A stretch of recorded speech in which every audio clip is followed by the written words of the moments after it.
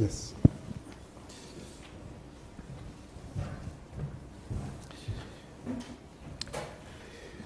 So I think I have the opposite issue with Congressman Menendez this morning.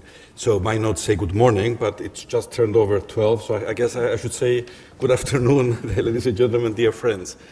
It is a great pleasure to be here. We were here last year as well. In my intervention, I really have one key aim, which is to get you to totally absorb the title of this session and link it decisively to Cyprus with 5 distinctive yeses.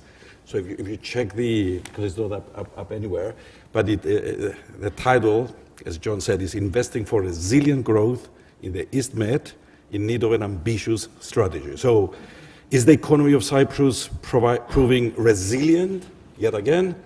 Yes. Is it growing? Yes. Is Cyprus in the Eastern Mediterranean? Well, yes. Does Cyprus have an ambitious strategy for sustainable growth and attracting investments? Yes. And should you adopt an ambitious strategy to invest in Cyprus and in the wider Eastern Mediterranean region? So absolutely yes. So let me add some more substance to my yeses. In terms of the resilience, I honestly believe that resilience is for Cyprus our most distinctive capability, which is a result, I think, of a combination of our small size, the extroverted, outward-oriented economy, the high quality of the workforce that we have, and entrepreneurial spirit. That makes us bounce back fit, and we see a number of bounce back possibilities. Some evidence on growth and economic performance. Very quickly, 2021, Cyprus economy had a V-type post-pandemic bounce back of 6.6, double the EU average. 22, we managed to grow 5.6, one of the strongest growth rates amongst the EU peers. This year, 2023, the expected growth is 3%, higher than the EU average. Inflation, we heard the governor before, is below Eurozone average, has decelerated to 3.6, one of the lowest rates in the EU. Unemployment is on a downward path below the Eurozone average since 2019. Public finances, in 22, public debt dropped to 86% of GDP, is the second largest drop in the EU, and is expected to continue dropping to 60% within 3 years.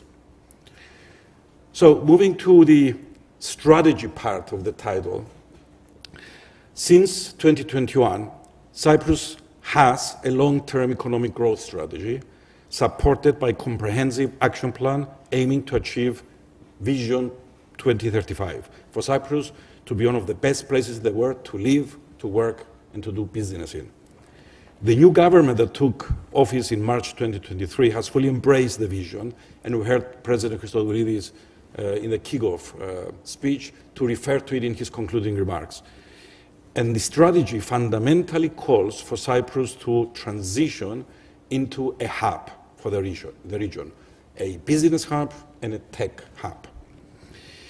Incidentally, if I zoom in the tech hub, last year in this very room, my entire speech was focused on one key message last year, which was to announce that Cyprus is an exciting emerging tech hub, and to actually talk about what that means. That was similar time, summer 22. In the autumn, a few months later, I was in Limassol in Cyprus, finishing a tech, during a tech festival, which is organized by Tech Island, and we were walking with actually the Israeli ambassador and some delegates to an official lunch, and there was this person in the delegation who said, I haven't been in Cyprus for 5 years. There's a great buzz that I actually feel in the air about Cyprus being a tech hub. And I will go back to Israel and I will convince everybody that this is the time to invest in Cyprus technology. Now, I can tell you this year that already the contribution of ICT technology to the GDP has reached 12% of GDP, and actually has overpassed tourism, which has historically, traditionally been our key sector, over 10% contribution. The governor mentioned it earlier. Only the influx of digital nomads and tech talent that came to Cyprus last year alone added an extra 3% on the island's workforce. So the ecosystem is growing, the critical mass of tech talent is expanding, the government is supportive because the community now has a greater voice and a lobby power, and feedback from the people relocating to Cyprus with substance and companies coming with substance in Cyprus are actually letting us know they're not coming for the tax rates, they're coming because they have young families and they appreciate the lifestyle of raising a family in Cyprus, amongst other reasons. By the way, talking about tourism, not to neglect tourism, tourism in 2023 will be a historic high record as well, because we expect it to do better than the historic best of the pre-COVID year of 2019.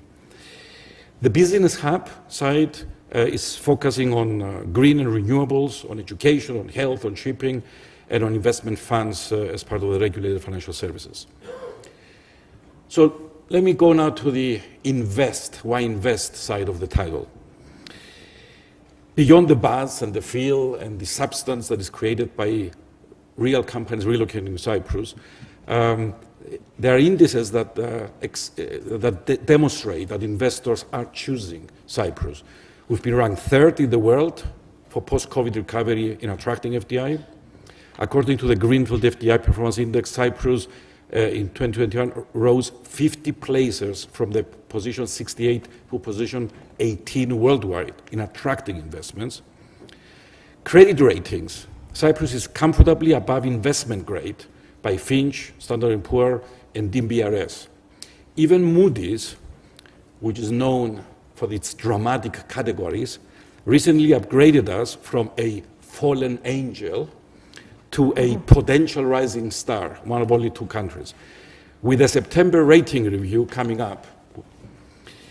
In the research and development, out of the 37 EU centers of excellence, 7 are actually based in Cyprus.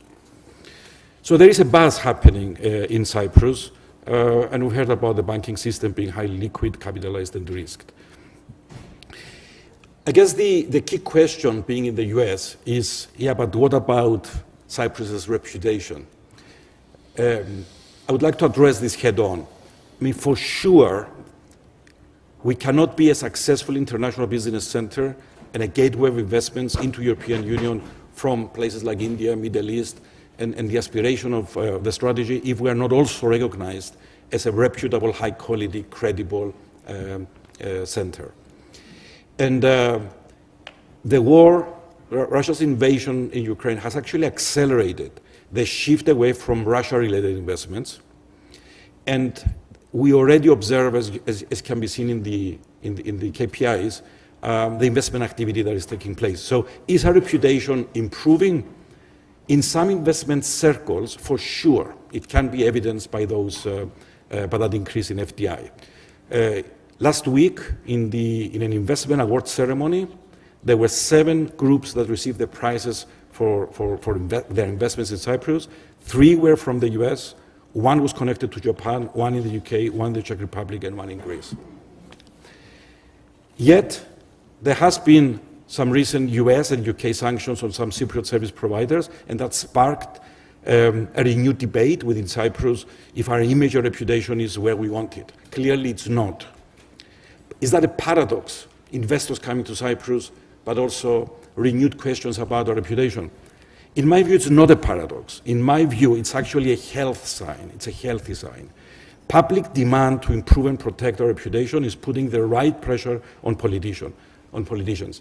These developments have created conditions for significant cooperation between the newly elected government and the US and UK governments who provided technical experts on the ground. We as the private sector have frequent visits at the US Embassy, at the High Commission, British High Commission, and we discuss the ways that we can accelerate the implementation of actions to, in substance, raise the credibility of Cyprus. Only a few days that the President mentioned it, new measures were announced to strengthen the regulatory framework of Cyprus with cooperation with the US and the UK. This is very welcomed. The entire professional services industry is currently undergoing the necessary transitioning in line with the rest of the economy. But there is no room for complacency. There is a lot of action that we still need to make. I could talk about PwC as a story, as a practical example of what is possible for Cyprus, because we've been a victim of our success. We've always been an outward-faced company. We actually had to exit voluntarily beyond our networks, sanctions everywhere policy. On reputational grounds, on connection to Russia, we exited 25% of our turnover, a quarter of our business. And yet, within a year, out of a very focused, Western-oriented strategy, we bounced back and we fully replaced the lost revenues, being a good example for what is possible throughout the entire Cyprus economy. So let me conclude by reinforcing my key yeses. Cyprus is growing, is diversifying, is transitioning into an ambitious economic model with an aspiring strategy and vision. The 3+1 strategic partnership is a huge opportunity for the entire region, and Cyprus can play in that partnership and have that partnership be an accelerator. So Cyprus is changing. We are pivoting to new revenue streams, and it is critical that we work on our reputation with the substance of all the actions that are being taking place, with the clear choices on our identity and on our alignment. I will conclude with the fact that I'm very happy that being a small economy, the cooperation that already exists between the government, the private sector, on having an aligned vision in terms of identity and the determination for action actually gives me a great confidence that we can come back next year and keep sharing a good story for Cyprus. Thank you very much.